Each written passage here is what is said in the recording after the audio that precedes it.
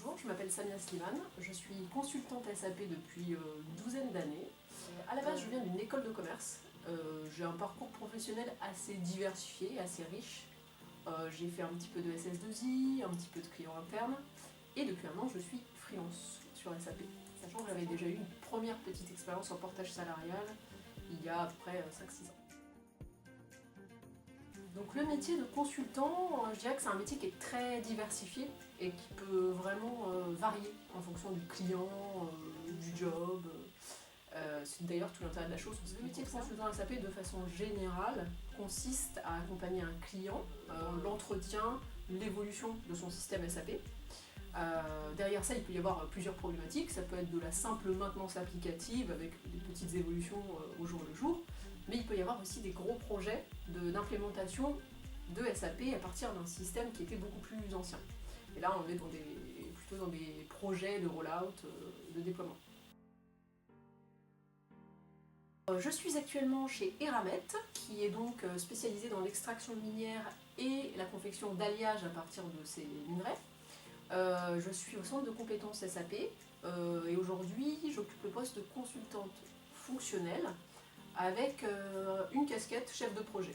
Donc la mission a un petit peu évolué en cours de route, puisque à la base je suis rentrée vraiment pour être en direct avec les utilisateurs et traiter le tout venant. Et puis mon client m'ayant fait confiance, j'ai été chargée d'un projet de fusion de deux sociétés chez Eramet. Concerne le choix de devenir freelance, et ça c'est assez personnel, et a été très logique et très évident puisque je suis issue d'une famille de travailleurs indépendants, que ce soit dans la maçonnerie ou que ce soit des vendeurs sur les marchés. Donc il y avait un côté très évident pour moi à devenir mon propre patron à un moment donné de ma carrière. Il se trouve que dans le métier qui est le nôtre, la possibilité de devenir freelance est ouverte relativement tôt, donc ça s'est fait de façon très fluide et très naturelle. Alors pourquoi moi le mot-clé en ce qui me concerne, et là c'est encore assez personnel, si ce n'est qu'à mon avis ce sera partagé par d'autres personnes, c'est la liberté. La liberté de choisir son client, la liberté de choisir la durée de sa mission, son taux. Il y a bien évidemment un volet économique qui n'est pas négligeable puisque c'est une façon aussi de bien gagner sa vie. Et je conclurai par quelque chose qui à mon avis est plutôt d'ordre sociétal, c'est-à-dire que pour moi, on évolue de plus en plus vers un monde du travail flexible, vers un modèle de travail qui n'est pas monolithique, mais bien avec plusieurs jobs, plusieurs fonctions en parallèle. Et en ce qui me concerne, c'est le cas, c'est-à-dire que je suis en train d'évoluer vers le thérapeutique, donc j'avais ce souhait de pouvoir moduler mon emploi du temps et la possibilité de faire en indépendant sur SAP me permet de combiner un job qui est historique chez moi et une volonté, on va dire, qui m'attire un petit peu plus, qui est une inspiration de cœur.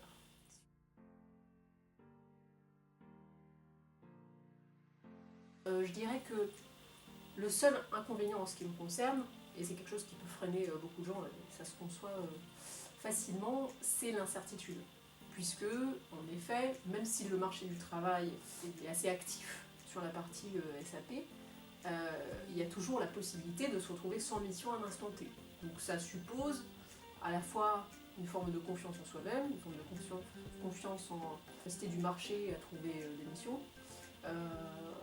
Et ça, je peux concevoir que ça freine certaines personnes.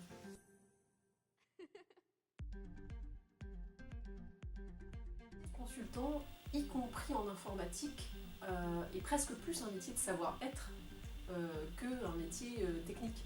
Alors, bien sûr, il faut avoir des compétences techniques qui permettent de répondre aux besoins du client.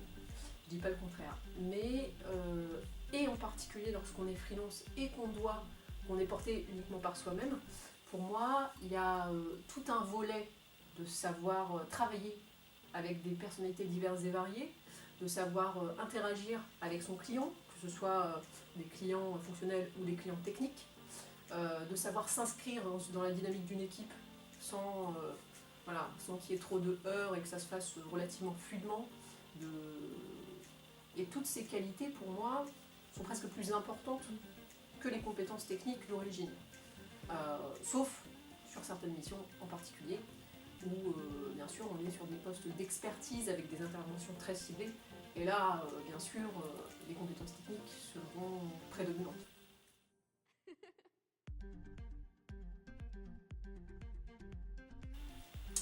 La diversité. En ce qui me concerne, c'est la possibilité que j'évoquais un petit peu plus tôt de pouvoir éventuellement changer de mission. Mais un cran plus loin, même en restant chez le même client, à partir du moment où on s'entend avec ce client, on a tout à fait la possibilité de modeler ce que va être son poste. Ce qui n'est pas forcément le cas lorsqu'on est dans un poste interne ou dans une SS2I, où le poste est prédéfini et doit être validé avec son management. Je goûte particulièrement cette liberté et cette possibilité de pouvoir toucher à plusieurs choses, de ne pas être freiné par un cadre trop contraignant, et de pouvoir voir avec son client qu'est-ce qui est mieux à cet instant T.